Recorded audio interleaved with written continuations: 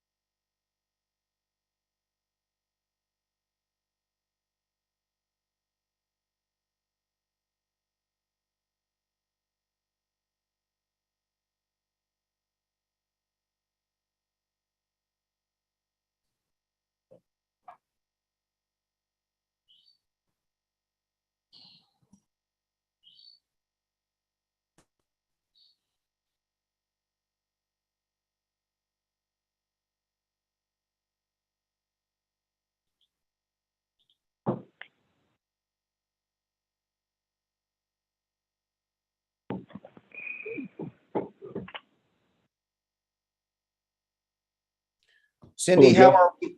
Good morning, everybody. Cindy, how are we prepared in terms of getting started at 10:30? I'm seeing a quorum coming on.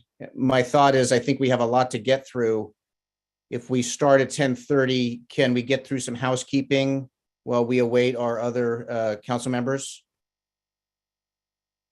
I think April is ready to go. Okay. Well, we'll get to 10:30 and then we'll get rolling and get through our housekeeping, and it's looking like everybody's coming on now.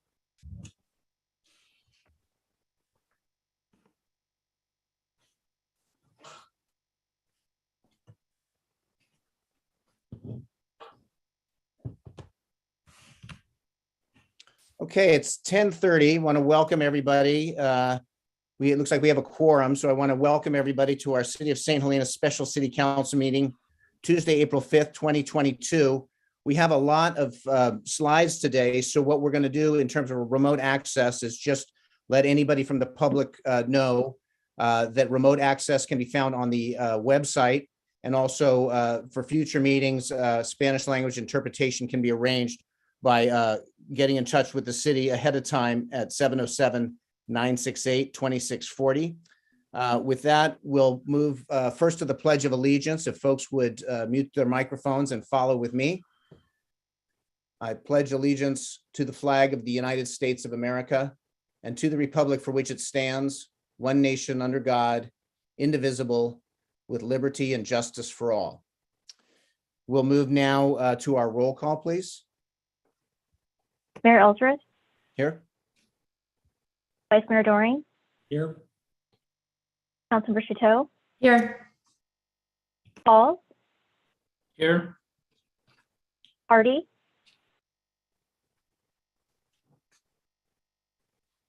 Councilmember Hardy, I see you're present as a panelist.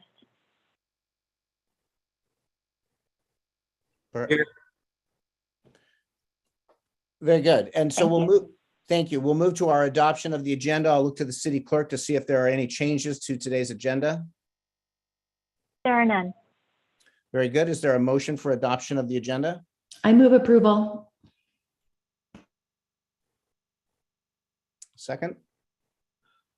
I'll second. Councilmember Chateau, Yes. Paul, Yep. Hardy, Yes. Vice Mayor Doring, Yes. Mayor Ellsworth. Yes. Public comment under California law, public comments at special meetings are limited to subjects on the agenda only. Therefore, public comment will take place during consideration of the item, and each person's comment should be limited to 4 minutes. We'll move now to new business. This is item 6.1, the preliminary budget forecast and budget priorities discussion. And for this, I will hand this off to Dr. Mitz. And Mr. McCann, if you want to Yeah, frame. actually, yeah, super. Thank you, Mr. Mayor. First, Councilmember Chateau, it's good to see that you're feeling better. Happy to hear that. Thank you. Thank you all for making the time for the special meeting. This is the beginning of the budget season for you all. The staff has been involved in looking at our budget over the last several weeks, so we've been into it for some time already. The adoption of a budget, as you all know, really is the most important action that the City Council takes. It's the action that allows the implementation of the various priorities and goals and different objectives. And so it puts the money where the words are and allows us to move forward with improvements, actions, and services. So this is really a critical step for the community. Today's presentation is really supposed to be informal. It may not look that way, but it's supposed to be informal. It's really intended to be very informative. We're not looking for any specific action today or any very detailed discussion about different departments or different functions. It's really a higher level discussion to give us some direction so we can move forward with future budget discussions. April will try to put us all to sleep with about 20 plus slides, and so stay awake. You'll find that they have great detail in them, and they're intended to really educate and refresh, but to also spur some questions so that we can elicit your thoughts so we can develop more detailed answers through our budget process as we move forward. We'll have plenty of time for questions and answers, and again, it's informal, so please take advantage of that. Recognize this is a City Council meeting, so we still need to follow the strictures of Brown Act and public involvement and whatnot. The purpose here really is to revisit and refresh both us, but also you. We're going to provide a general overview of the general fund budget elements. That's really the general sources of funds and the general uses of funds. We'll talk about the current financial conditions and our most recent projections regarding those conditions, particularly as it relates to next year. We'll touch on the long-range financial forecast just as a model, and helps us to keep some context around our current activities as it relates to future financial demands and future financial opportunities. Most importantly, we want to identify and then have confirmation from you all about key areas of focus so that we can bring greater detail in future budget actions, and then agree on the next steps to guide the process. We'll outline those as we move forward. Let me just say, just in general, the city is in good financial shape. We have a number of strong revenue sources, and we have a number of options for us to pursue as we look at the various demands. Speaking of demands, we have many, many demands and many challenges, most of which require financial resources, and many of those are beyond our daily or annual abilities. It doesn't mean that we can't plan for them and pursue them. It just is something for us to be well aware of. The council has exercised a very disciplined process in looking at both immediate and long-range financial needs. The long-range financial forecast is a good example of that. I think we'll just need to continue with that practice as we look at the coming fiscal year budget. We need to be very deliberate and very disciplined in the discussion and the assignment of our very finite resources. That's where the goals, the objectives, the priorities, your interests are most important. That's why we want to have this discussion to identify those things and have you confirm our thoughts about those so we can all be on the same page as we move forward. So speaking of that, April will start turning her 20 slides. April? Thank you. Well, I'm a little hurt and offended about the comment of putting everyone to sleep, but I did see Eric had his cappuccino or his latte that he was drinking, so hopefully I will not put anybody to sleep. Cindy is going to go ahead and share the slides with us today.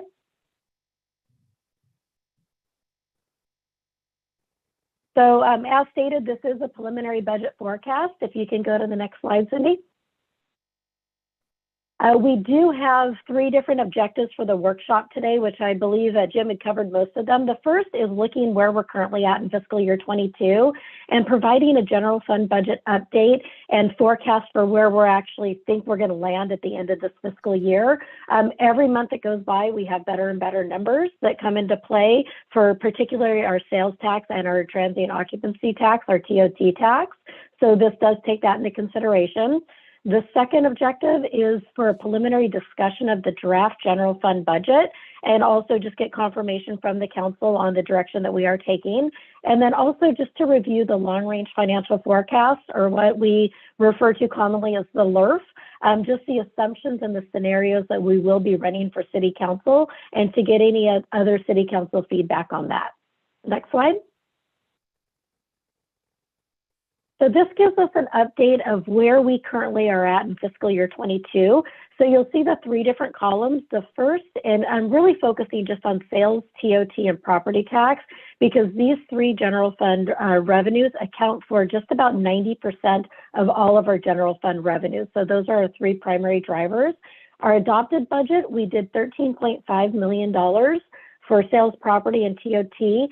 At mid-year, which we did in, I believe it was early February, we're anticipating almost $4 million. And then our latest updated estimates is now $15.6 million. This was as of last Friday. We got our updated information from Avenue, who does our sales tax projections. And the way funding is coming in for our sales tax, it is a lot stronger than what we initially anticipated. So we do have sales tax numbers through January, and through January we have collected, I'm trying to get my numbers here. Through January, we've actually collected 64% of everything that we thought we'd collect for sales tax. So we're showing really strong in sales tax. For TOT, we have our numbers through February, which is at 72%. So overall, we've collected 70% of what we thought we would in those 2 categories for this fiscal year. So we feel good about our updated estimate of $15.6 million for the revenues. So the next slide, please. So a little bit about our budget update at the historical. So you'll look at we have the fiscal year 19 actual, fiscal year 20 actual, fiscal year 21 actual, because now we have completed at least the financials for our audited financials, and then our fiscal year 22 adopted, and then where we think we're going to land on fiscal year 22 estimated. So the blue line is our revenues, and then the orange line is our expenses.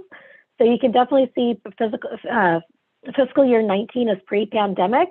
And so you are seeing where fiscal year 22 estimated, we are looking to be above our pre-pandemic levels. We are being very cautious in some of our projections, especially when it comes to sales and TOT, and talking to others throughout the valley and our colleagues at our various cities. We are hoping this isn't a bubble, but it can be, so we definitely want to be very cautionary when we go into the next fiscal year. The other thing to take into consideration for the fiscal year 21 actual and fiscal year 22 estimated is that does include about $1.4 million in one-time COVID relief that we received in fiscal year 21 and 22. So it's about $750,000 each year. In addition, that when you see those little bump in revenues, we do have quite a bit of revenues that came in as a result in reimbursement for glass fire expenses. So just to be aware that some of those numbers look a little inflated, but we definitely are looking better at this point. Next slide. So this will give you a budget update net position from what was presented at mid-year. So you'll see in the middle column, which is mid-year, you'll see the very first line, which is your ending fund balance as of 6/30/2021. So you'll see quite a big jump between what was at mid-year and what our revised numbers are. And it's about a $3 million difference for where we thought we were going to start the fiscal year and what we actually are starting the fiscal year with. The primary driver for this is $2.7 million of these funds were received after the end of the close of the fiscal year. So Fiscal year 21 books closed on June 30th. Within 60 days after the close of those books, we did receive some additional revenues that we were able to book back to last fiscal year. And that's part of our annual audit process. So we're a little bit delayed in getting those numbers in there. But now after Mandy and I have been working really closely with our auditors on this. And so the 9.9 is a good starting balance. So we are very excited about that. You'll also see your estimated revenues. You'll see that $1.2 million increase that we're accounting for your sales and TOT from what we presented at mid-year. The good news is, if you look at the bottom line, it increases our net position from 36% up to 60%. And City Council's goal is 30%. And I do see Councilmember Hall's hand up. Thank you, April. What was the additional revenue that came in? The bulk of it was sales tax, TOT, and then COVID relief that we received after the close of the fiscal year. There is quite a bit of a lag time for sales tax. It's about a 3-month lag time before we actually find out what those revenues are. At the end of, for our June revenues for sales tax, the bump up was I think our estimated was about 200,000, but because of how the California Division of the Fee and Tax, how they're doing their true ups is a lot different. So it ended up being closer to 600,000, and the COVID relief was 749,000. So that was the bulk of it. Thank you. Okay. And I do want to point out why the net position 60% looks great, and I'm very happy about that net position. It is important to note that of the additional estimated revenue that you'll see, that $17.9 million for our revised number for fiscal year 22, 2.3 million of that is attributed to one-time revenues. So they are not reoccurring revenues. So if you take that, if we never receive those revenues in this fiscal year, you'd look at an estimated net position of about 47%. So while I want to celebrate that 60% mark, I do want to be cautious that a portion of that is due to one-time revenue. So next slide, please. So now we've looked at where we currently are right now. Looking ahead into fiscal year 22-23, the following budget development considerations have been taken place for this draft budget. Again, this pass of the fiscal year 23 budget is meant to literally be the 30,000 view, 30,000 foot view and higher level at this. This has not, we have not met individually with all the department heads to further refine the budgets, see where we can potentially cut things or reduce things out of the budget. So this is just very, very overarching. But when we did the budget development this year, we did ask all of the departments to take the city council goals into consideration. And if there were any additional asks this year, they were asked to tie them specifically to city council goals. We will be reviewing our revenue assumptions that we have made to see if there's any further council consideration or just to get confirmation from city council on our revenue assumptions. We do know that at least for our Kaiser Health plan, there is about a 5% increase. So we are also assuming about a 5% increase in our Anthem costs as well. It does not take into consideration any change to labor costs as a result of negotiations, which all of our bargaining groups are up for negotiations right now. It also does not take into consideration restoration of positions or any new positions that are being asked for. So that, again, for our baseline budget, it does not take that into consideration. It does take into consideration an increase to our PERS unfunded liability. So this is our mandatory increase, which for this fiscal year, it's about a 14% increase over last fiscal year. And then we did try to take into consideration one-time costs versus reoccurring costs. So when you see the bump up in the one-time revenues, or you see the large fund balance, a lot of the times we want to look at if we do want to use the fund balance, and if council wants to make a policy decision to use fund balance, to primarily use them for one-time only costs and not reoccurring revenues or reoccurring expenses. Next slide. Just a reminder for the city council goals, we always want to make this first and foremost in everybody's minds. is we have goals 1 through 6. Goal number 1 is to improve and maintain safe and reliable city infrastructure with a commitment to environmental stewardship and public health. Goal 2 is to stabilize, maintain, and improve access to housing. Goal 3 is to enhance organizational performance and commit to full public participation, ongoing communication, and regional collaboration. Goal 4, and again, this is the draft goal title I think we've had for about a year and a half now, we just haven't officially adopted it, is ensure long-term economic sustainability while supporting St. Helena's charm and rural character. Goal 5 is to support thriving families and enhance the safety, well-being, and healthy development of our youth. And then goal 6 is to support initiatives that respond to and plan for climate change. Next slide. So what we wanted to do here is we have 2 slides, just an update for the positions. So again, none of these positions were included in the draft fiscal year 23 numbers. And you'll see we have several that are frozen positions from when we first started out in the COVID world. And then after that, we do have some new positions that are being proposed or were asked for by City Council, just as far as some of the numbers and the analysis.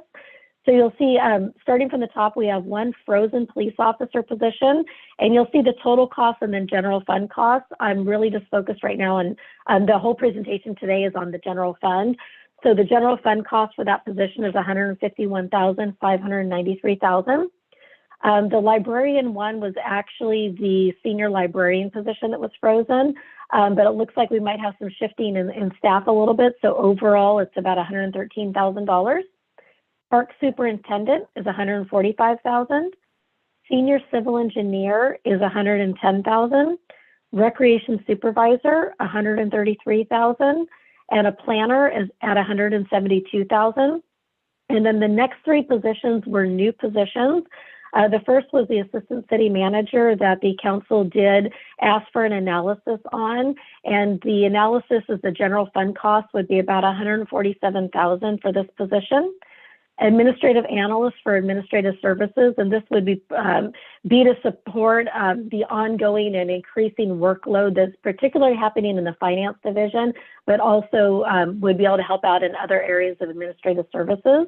And the general fund cost for that is almost $83,000.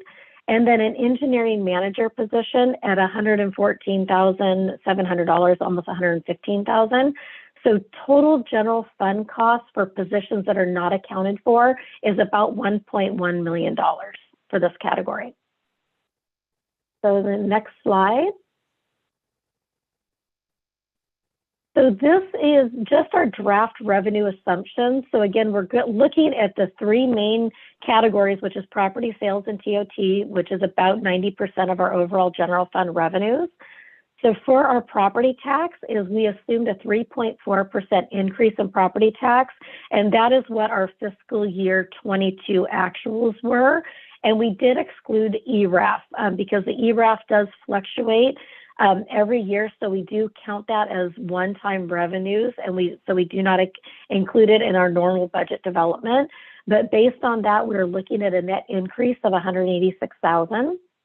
For our sales tax, we've taken Avenue Insights and Analytics, their most likely scenario, and this was the updated information we just received last Friday, which is based on their calendar year 21 Q4 data, which is an increase of $572,000. COT, we're taking 4% above the fiscal year 19 actuals.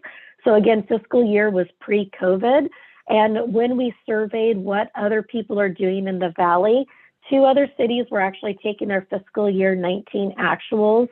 City of Napa is taking 4% above their fiscal year 19 actuals, and that's based on their financial consultant.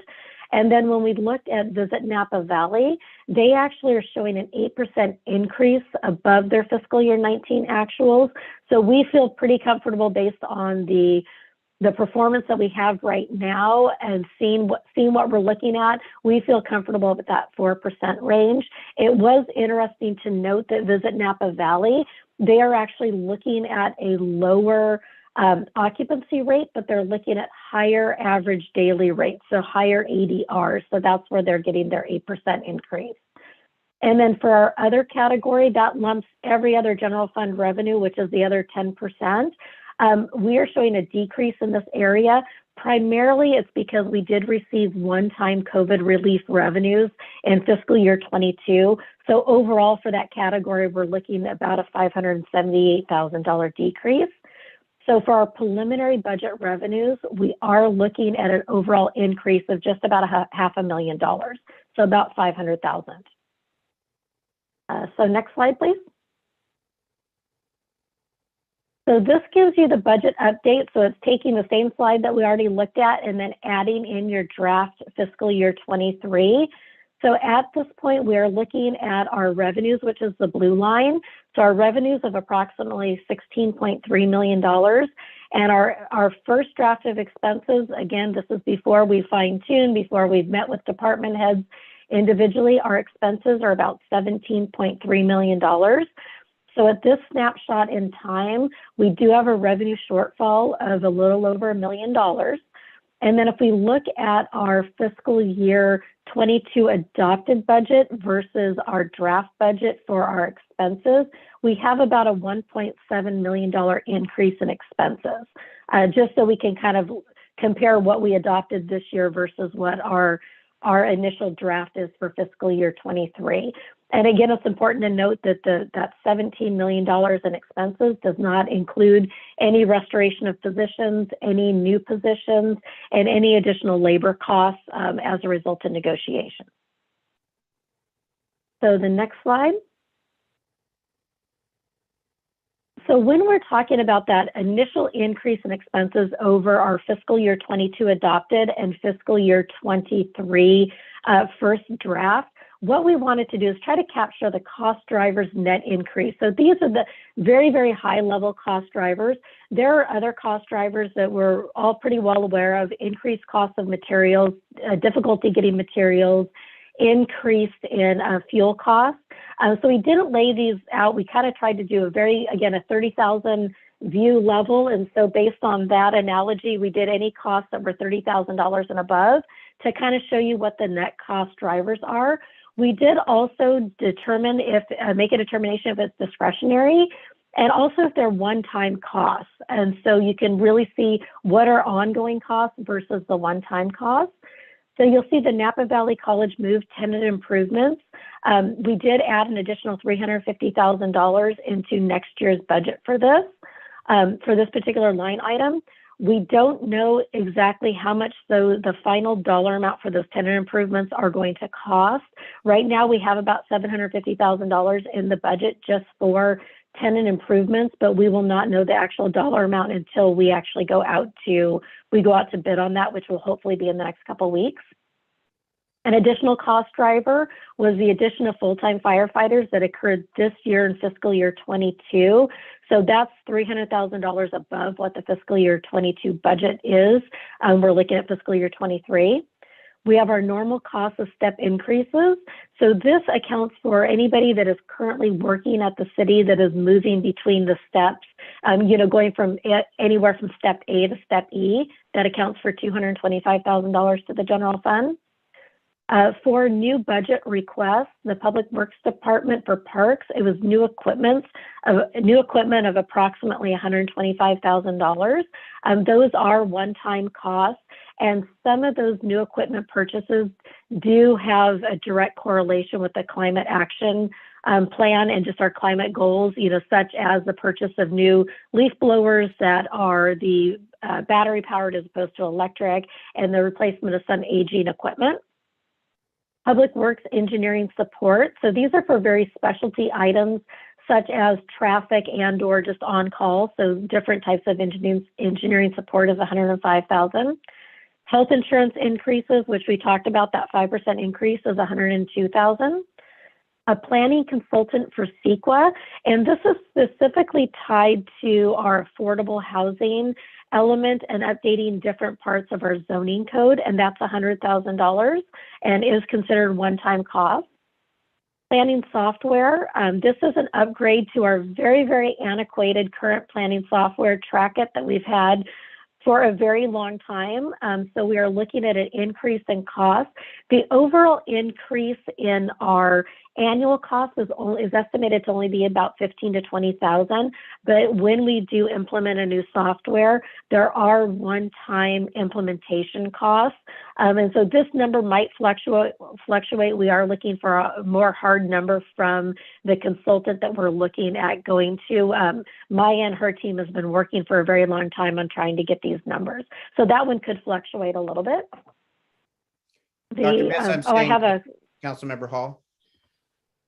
Hi, thank you. So just to confirm, so the one-time costs are the TI work, the new equipment at Parks and Rec, the CEQA consultant, and then on the software sounds like it's maybe an initial investment and then some ongoing amount? Correct. So the ongoing amount is estimated to be between $15,000 and $20,000, and then the implementation is used anywhere between $70,000 and $100,000. So in order to develop the budget, we wanted to kind of be a little more conservative, put the higher dollar amount in there. Thank you. And then the next slide, please, Cindy. So the next couple items, so the PERS unfunded liability. So this is the additional discretionary payment that City Council has committed to doing.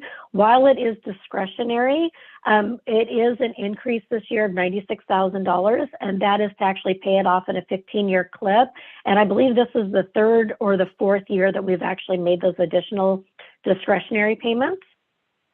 General liability insurance. So this is the overall insurance for the city for general liability, cybersecurity, everything that we pay for through our JPA is an estimated additional $56,000. We don't have those hard numbers yet. That's just our general, our estimate.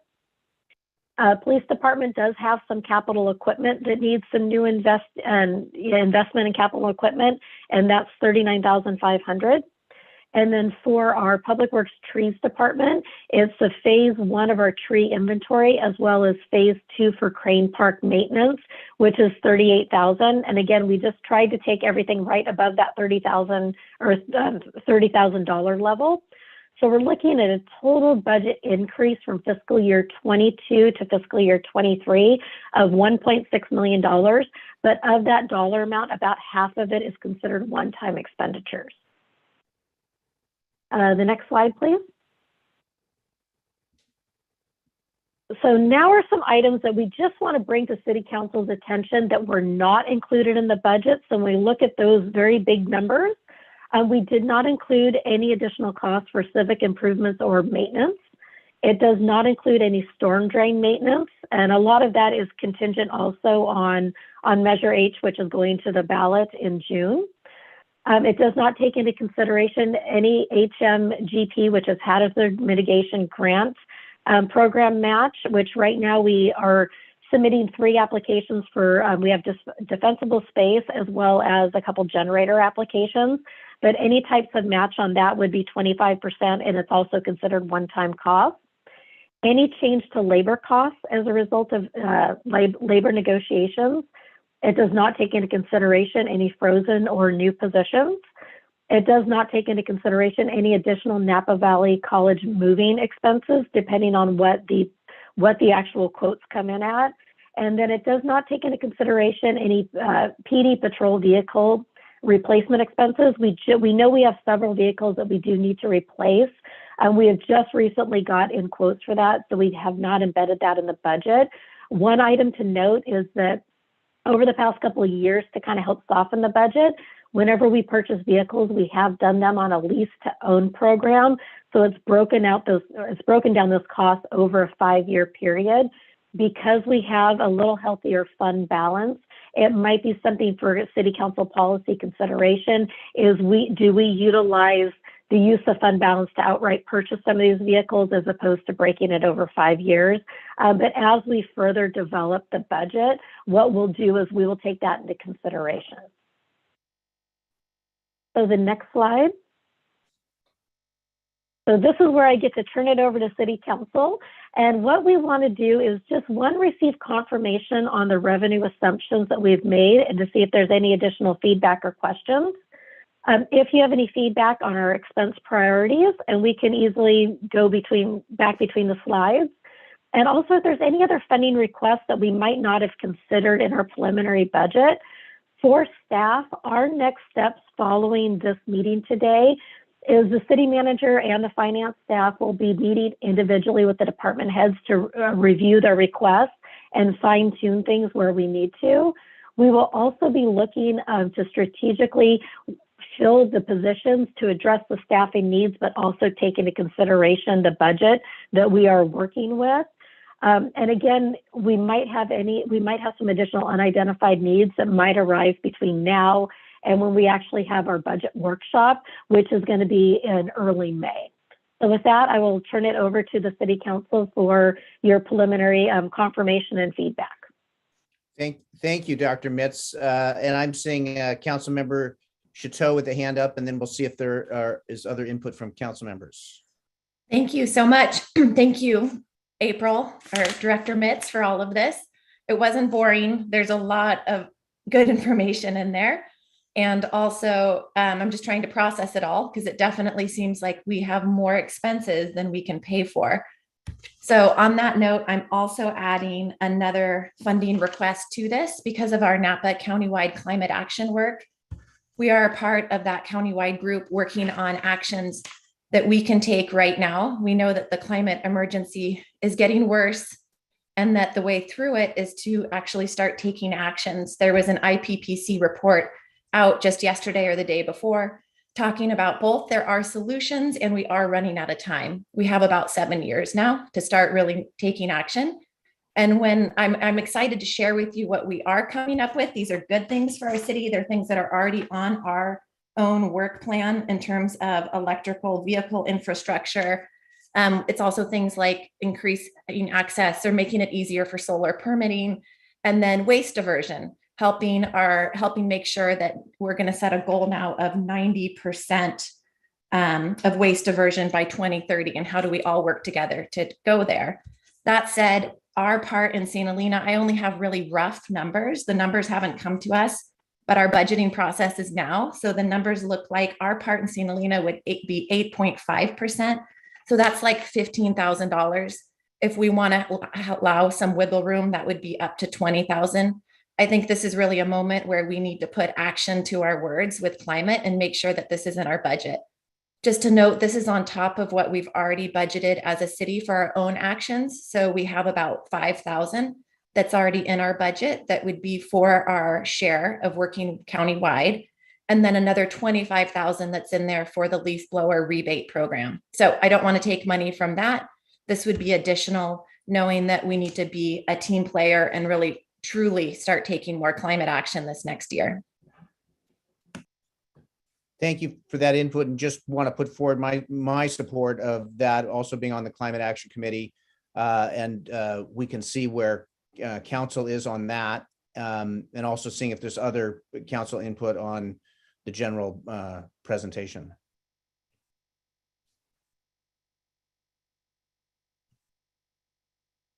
I'm seeing Councilmember Hall.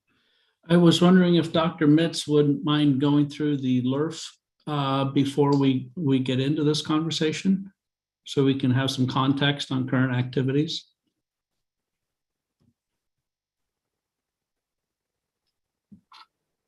If that is the council direction, I can certainly move into the long range financial forecast. If that gives us an additional context for the conversation, I think that's unless there's objection from the council, we can include that and then circle back on overall comments. And one comment on the long-range financial forecast. So what is coming before council today for the long-range financial forecast is it's not the actual forecast itself. It's just a review of the process that we take to put together the long-range financial forecast the scenarios we're planning on running, the assumptions that we're making, and then to see if there's any additional council direction for any other scenarios they'd like to see. So the long-range financial forecast isn't an actual forecast, it's just getting the scenarios in front of the council for that we're considering, and see if there's any additional scenarios that they want run. And is that information that you want today in terms of direction on that?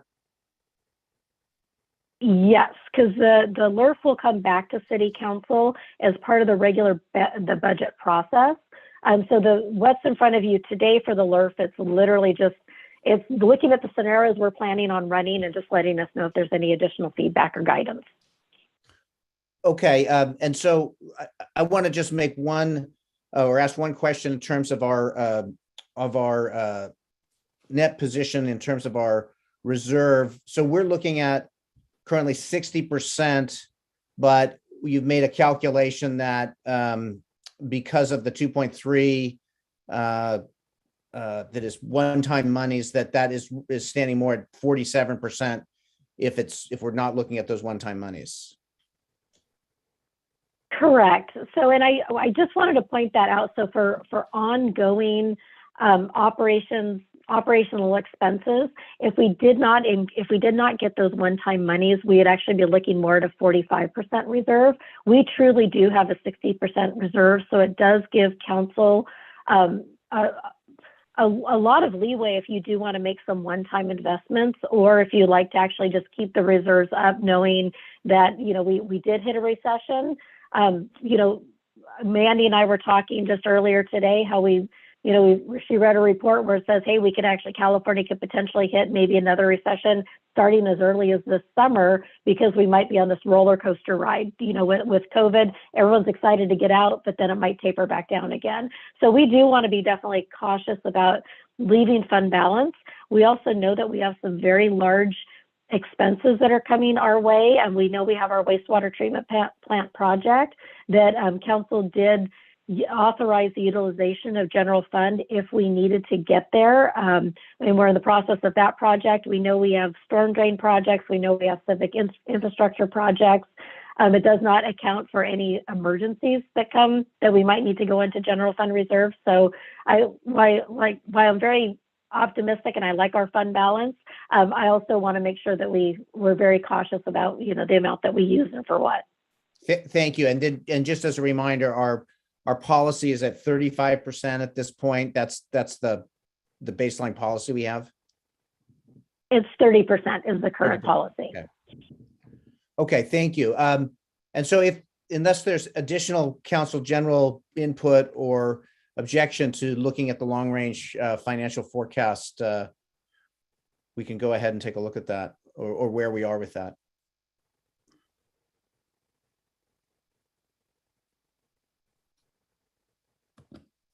I can move forward and then we can circle back at the very end. So the next slide, Cindy. So again, the transition over to the long range financial forecast.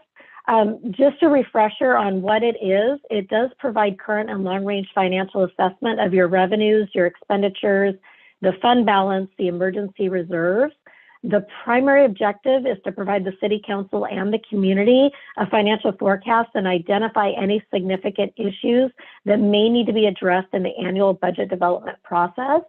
It is important to note that this is just part of best practices, and we do annually include this with the budget process. It is important to note too, but it is not a budget. It's just a tool that looks into the future and then makes projections on certain assumptions. And it is definitely very high overview. So the next slide. So when we're starting to put together the LRF, the assumptions that we will be making, unless council has any other direction for City Council or for city staff, is that we will utilize the draft fiscal year 23 revenues and expenses.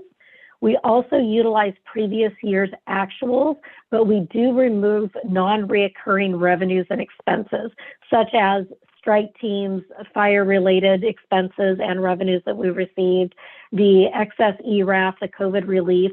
We actually back those numbers out. We will be utilizing the Infrastructure Task Force, or ITF, calculations for hotel revenues for the Farmstead Hotel. And it does not include the Mills Avenue Storm Drain Project, which currently is $4.6 million unfunded. And that does have to do with the revised engineer estimates we received right before the beginning of fiscal year 22. Next slide. The three scenarios that we will be running this year is a baseline scenario. So that includes Farmstead Hotel revenues starting in fiscal year 25. And again, using the Infrastructure Task Force calculations for that. Scenario 2, we'll be using the baseline, plus we'll be adding $500,000 in for storm drain improvements starting in fiscal year 23, which again, it's important to note this is not included in the budget, the draft budget numbers.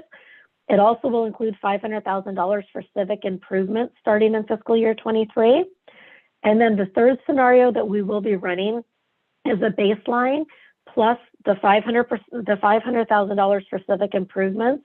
But then it also will assume passage of Measure H, which is GO bonds, which the GO bonds show that they would be attributing about 11% for storm drain improvements. So it will take that additional one line off of there, assuming that Measure H passes.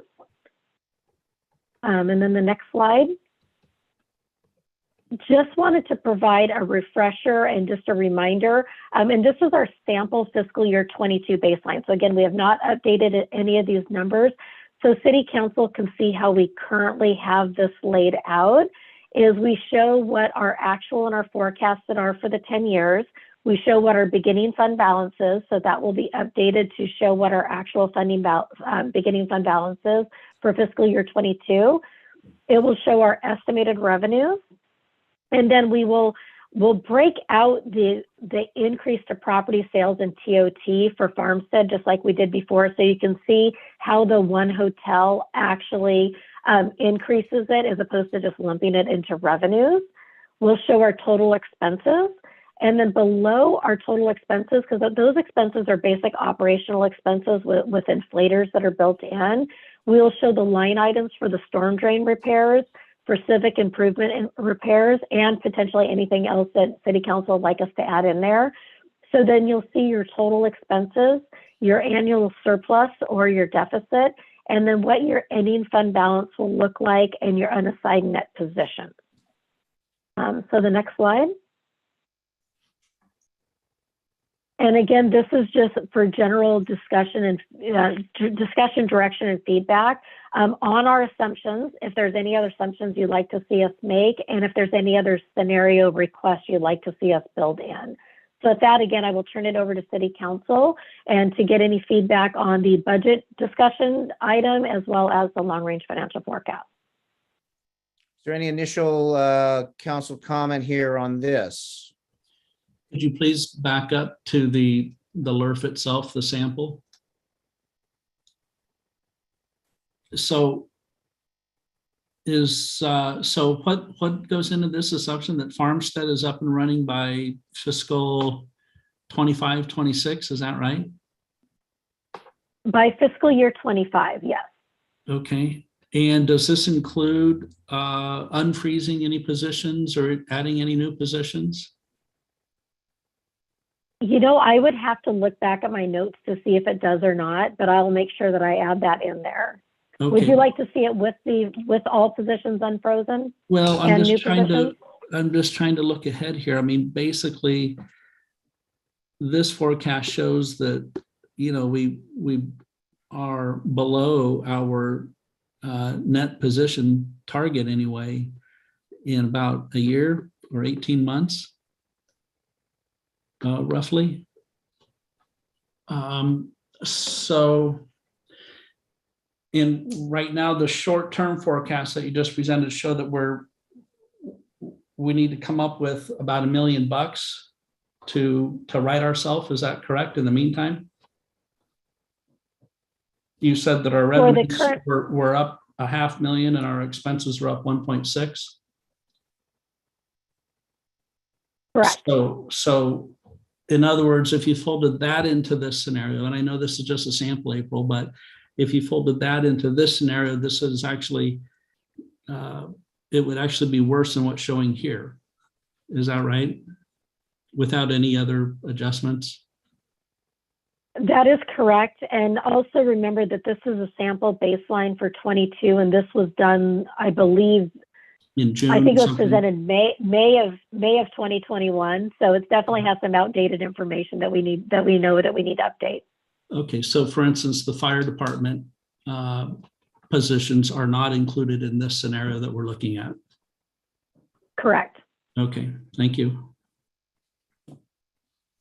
Any other council comment at this point? I'm seeing Councilmember Chateau.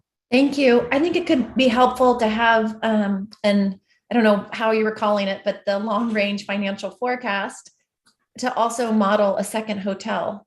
I know that that's going to be harder than ever because of our water challenges, but I've always thought that St. Helena, starting when I got on city council, could benefit from two, and we have Farmstead. So there's lots of different ideas out there. I haven't seen anything officially come to us. I know we've talked about our own, the city hall site, the past city hall site, but I think that that would be a conversation we would want to have in the next year about what is the best site. And perhaps we start by understanding what the impact would be financially first. Yeah, I completely agree with that. I think that's a great idea.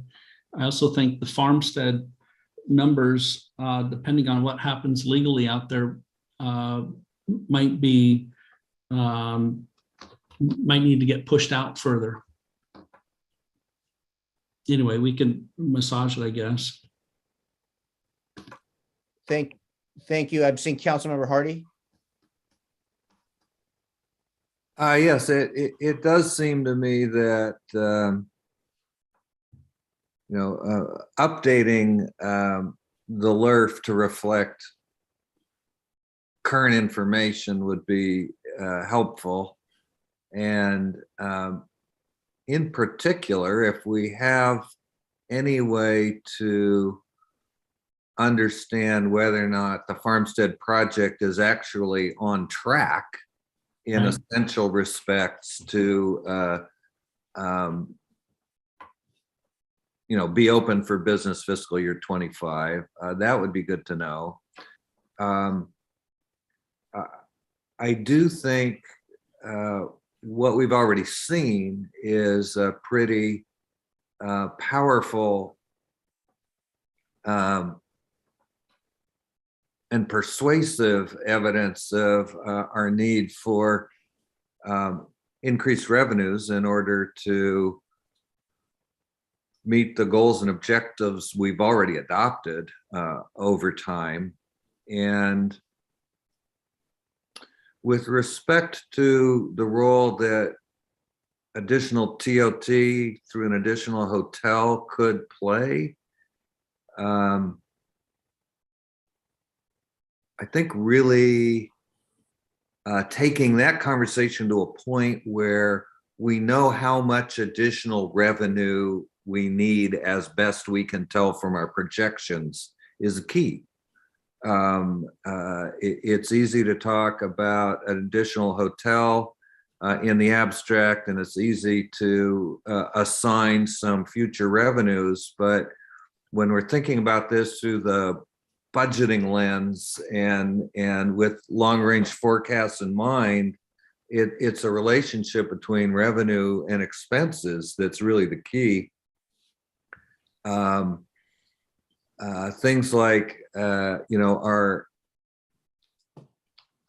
vacant and frozen positions on staff. I'm not sure I recollect the earlier slides well enough to have any sense as to what kind of budget chunk they take. But one thing that's become increasingly clear to me is that our $1.17 million. Thank you. Those positions are essential to our ability to actually implement a lot of the goals that we've adopted and a lot of the projects that we'd like to fund. So I see a real challenge in getting enough clarity on how these pieces fit together that we can make sound decisions in the coming year. I mean, it's all doable, but we're really going to have to make an effort to distinguish the relationship, to understand the relationship between our goals, our needs, our revenues, and especially I want to say what all that means for staffing. Thank you. Thank you. Additional Councilmember Hall. Thank you. I agree wholeheartedly with that. I think one component that's missing from this is our infrastructure project list, the CIP. And the CIP isn't necessarily a budget. It's just a planning tool that we use, and we map out what we think we can do over the next 5 years. But the 5-year list that's currently published looks like it's about only a third of the projects. So it would be good to keep that in front of us so we understand what's the full set of needs for the city. How much do we need to spend to improve our street condition beyond our current pace, which doesn't improve anything. The same thing with our downtown streetscape, which now we're almost set back to zero for phase 1 and phase 2 and 3. I don't think we've even scoped yet. So and we don't have our underground utilities master plan or whatever it's called. That's another $60 million that isn't in front of us anywhere today. So if we want to fix the town, those are the infrastructure items that aren't even in the discussion here today that need to be on a list. And it doesn't mean obviously we can fund all of it because it's close to, we're pushing $200 million, I think. So if we have $1.5 million or $2 million discretionary in our general fund, it's, we got a lot of work to do to figure out which of our infrastructure projects is funded, which ones aren't, and where do we get the money to fund those priority items that all of us want to get done. I would just add to that, Councilmember Hall, that this is where my concerns about staffing loom really large, because the administration and management of these larger projects is very demanding for staff. And I'm afraid that if we're not careful, we may have everything but we need to move forward with whatever that CIP list turns out to be, but have insufficient staff to administer and manage the projects. Completely agree. Staff is part of that cost component. So if this body believes that fixing our streets or fixing our water lines or replacing and repairing tanks that are failing is a high priority, then we need to allocate funds to those priorities at the cost of other departments or at the cost of taking on debt. And Ms. Mitz, this would also be helpful to understand what are the thresholds of our borrowing capabilities, covenants, et cetera. What are we able to do there? For utilities, so for water and wastewater, for the enterprise funds, our debt covenant is a 1.2 ratio. So we basically, our revenues over expenses times 1.2 is what we actually have to make sure that we stay within our bond covenants, and that would be done through the rate structure. For the general fund, our borrowing capacity is based off of the amount of our critical infrastructure assets. I will need to take a refresh of the list that we have. I've been working closely with our municipal finance advisor on that, because what we can borrow against has to be a critical general fund asset. The biggest asset that we have right now is our fire department. Thank you very much, Chief Sorensen, for that. So that's where the bulk of our borrowing capacity is. After we installed the generator at the library could potentially be now considered a critical asset because we have that redundant power there. Before, it wasn't on the list, but I believe our borrowing capacity was around, I want to say 10 or $11 million. I'd have to verify the number. The GO bond route is actually completely separate than that because property tax secures the payment for it. But for anything else that we borrow, if we just want to do a general, any type of bond or any type of debt service, we have to be able to basically put up an asset just like you would do a house or anything like that. Thank you. Additional council comments? I've got some thoughts I want to put across, and then we'll see if there's any public input.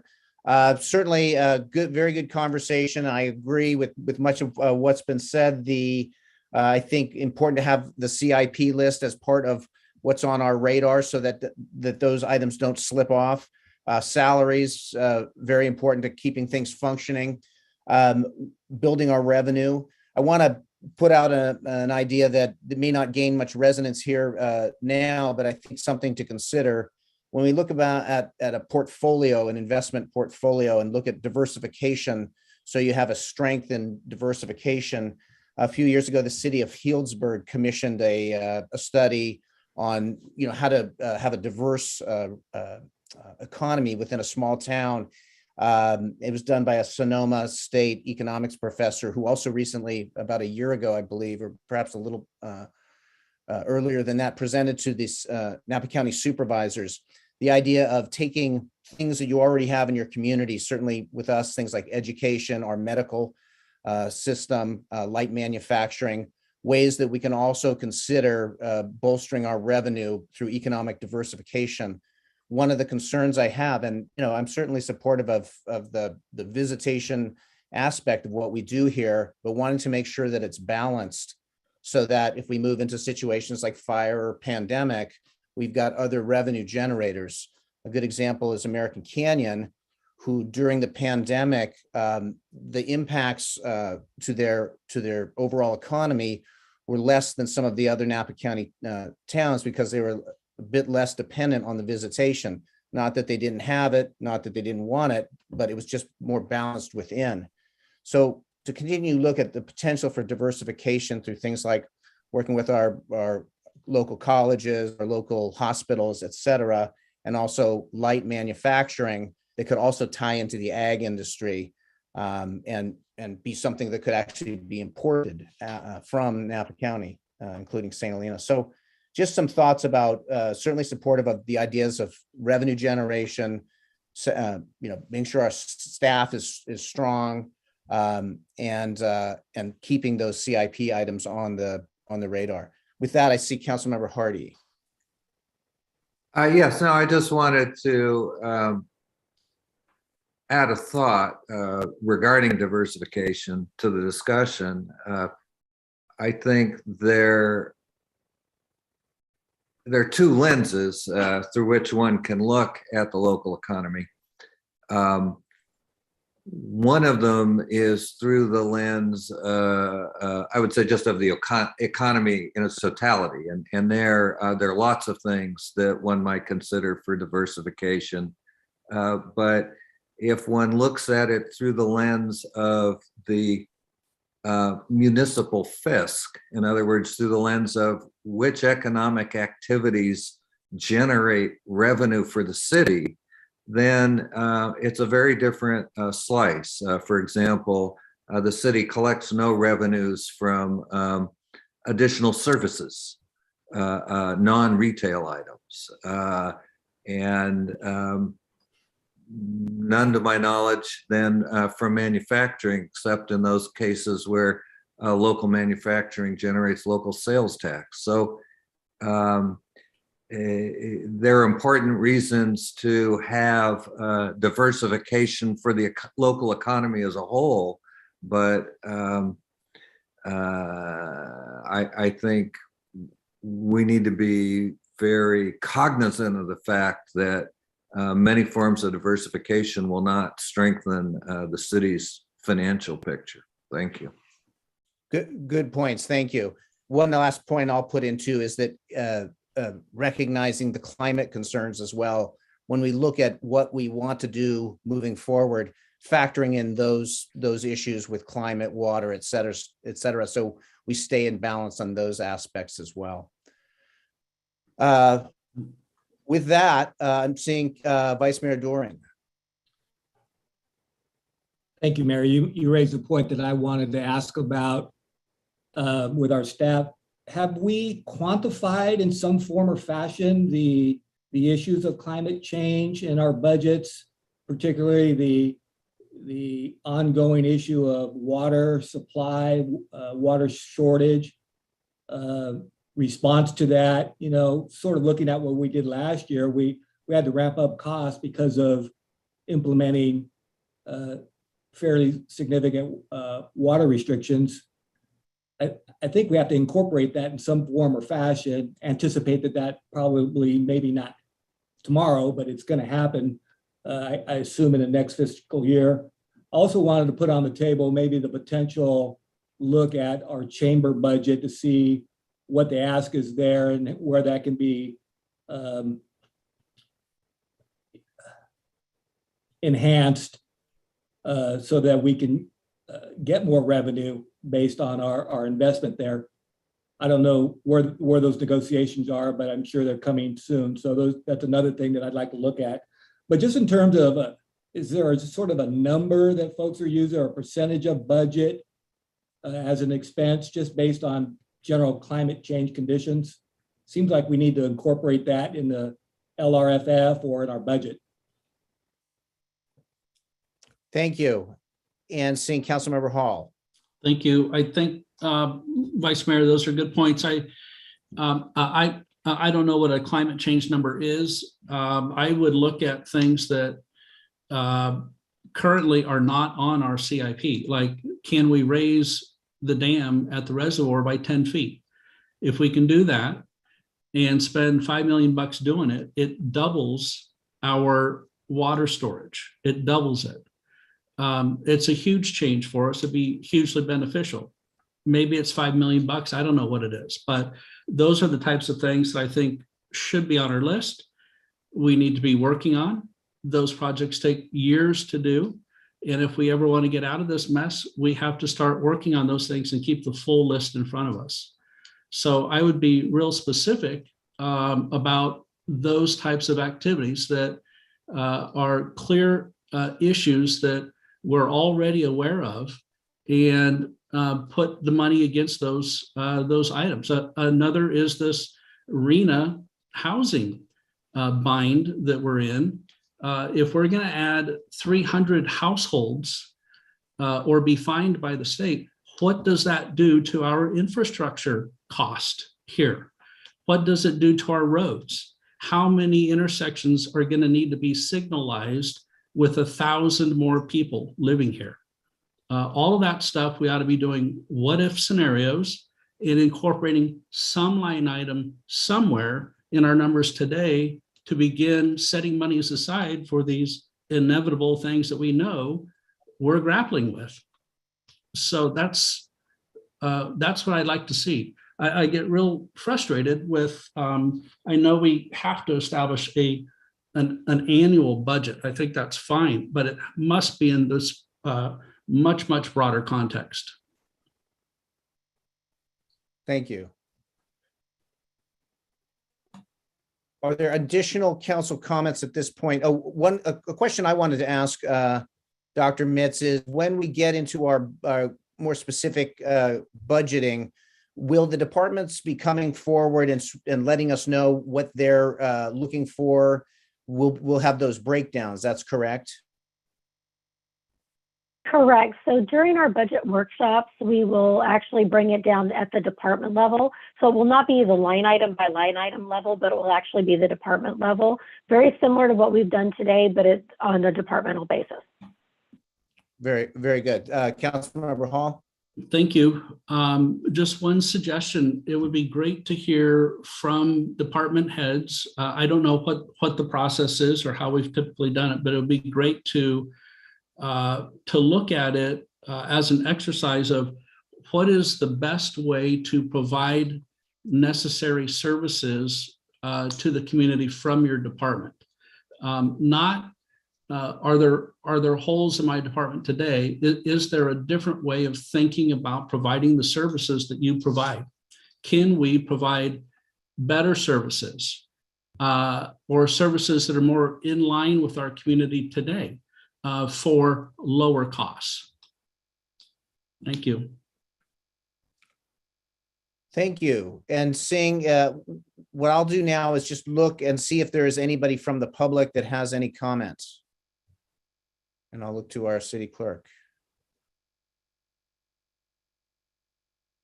I don't see Nancy's hand up.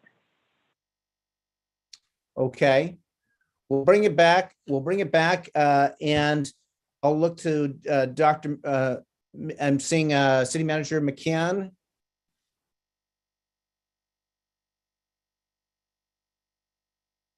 Yes, thank you very much, Mr. Mayor and council members. Thank you, April, for a not boring, very invigorating and quite detailed presentation. I really appreciate the input from each of you. It underscores your familiarity not only with our budget, but just with financial budgeting in general, but also your knowledge of the community. And it reinforces what I said earlier, that we have many, many demands. We do have options. The long-range financial forecast is a forecast. It's different than a plan. A plan recognizes those demands and categorizes our resources, and then it addresses that delta, the difference between the demands and our available resources, and creates a plan to try to address those things over time. So I think the Councilmember Hall is absolutely correct in saying that, you know, there's many more demands we have out there. We need to look at those so we can understand what they are, and then we need to agree on the path forward. Some of that, some elements of that path may be additional revenues, a new hotel, or some diversification of the economy that may have other synergistic effects. Could also be other revenue sources. Much like the GO bond, there's a variety of tools that are available to cities to develop ongoing funding sources. So all is not lost. This is not a desperate situation. It is one with challenge, but it's certainly one that a community like St. Helena can address. It will be very important for us to bring back to you some numbers that are attached to some of the things that you have discussed. Certainly, the conversation around climate action, something that is totally on our agenda. It's completely within the budget numbers that the council member tossed out. So that goes directly to a goal. Fortunately, that's a relatively easy one for us to address. It's an ongoing challenge.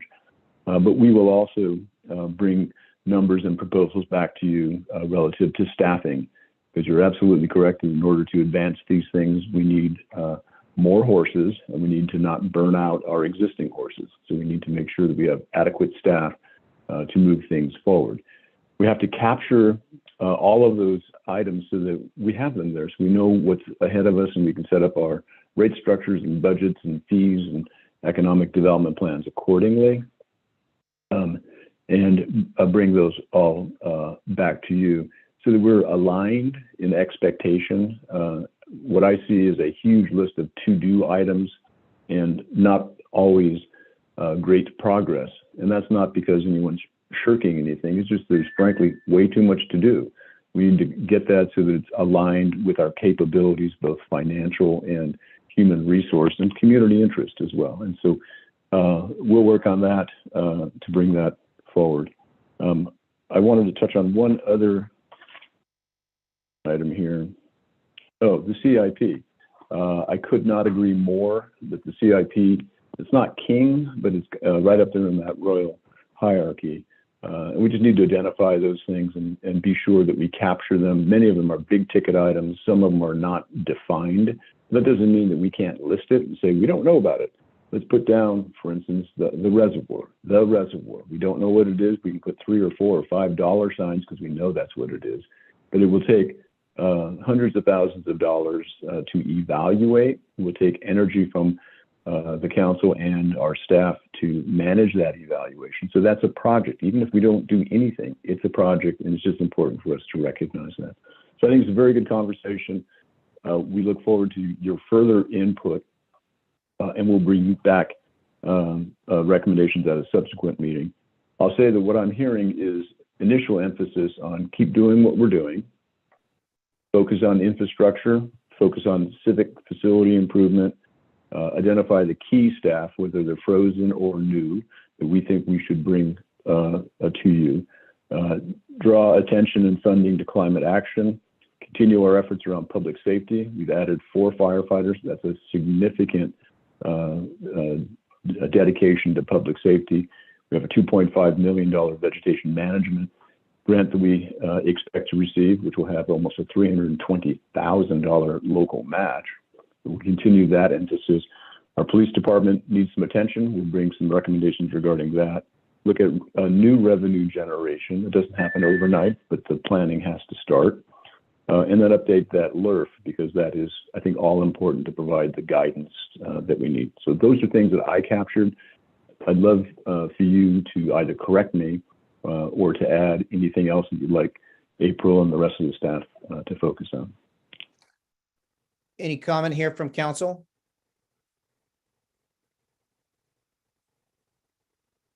I'm seeing Councilmember Chateau. Just well done. You captured it well. Yeah, that's what I thought too. Thank you. Thank you very much, Mr. McCann and Dr. Mitz. Thank you. It was an engaging and presentation. Really appreciate it.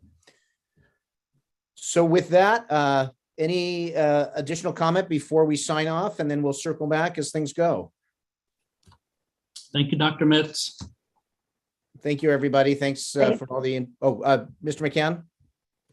Yeah, so, sorry, didn't get to my mute.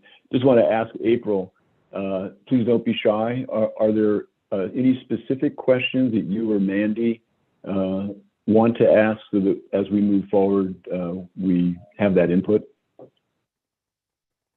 I am good. I appreciate all the feedback from the city council, and I would not be remiss without thanking all the department heads for getting all their budgets in, and also for all the work Mandy's been doing on this late nights, weekends, getting this together for the preliminary presentation. And I just thank you for all of the input. I really do appreciate it. Well, thank you, everybody. And we'll see you at the next meeting. Very much appreciated. Thank you. Bye. Thank you.